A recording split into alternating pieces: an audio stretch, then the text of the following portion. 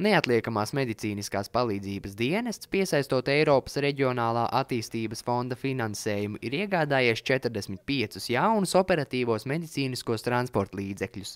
Vidzemes reģionālais centrs līdz februāra beigām saņems 12 šādus jaunus auto, un 1. februārī pie tāda tika arī Rūjienas mediķu brigāde.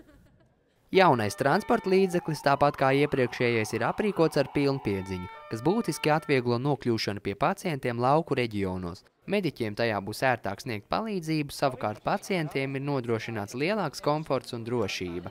Daudz modernāk, jaunā, kā lai saka, vēl neesam nemaz iepazinuši. Tā grūti pateikt. Jauna, moderna, aparatūra jauna.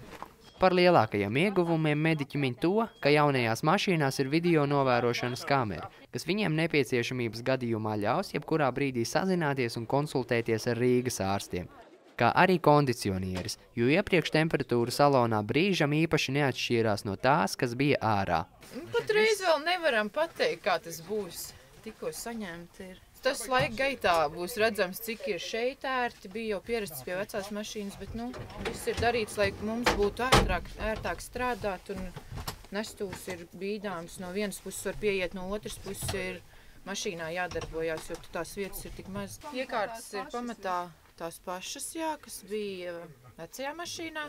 Tad ir tāds krēsliņš, ar kuru palīdzību ir vieglāk pacientu pārvietot par trepēm un par tādām šaurākām vietām. Mani? Nemaz arī. Bet tu negribi izprovēt? Nē, es negribu. Nebaidies, tāpat ir. Rūjienas mediķu brigādei ikdienu nākas mērot pat vairākus 100 kilometru, jo pacientu no Rūjienas novada ir jānogādā līdz Valmierai pat vairākas reizes dienā.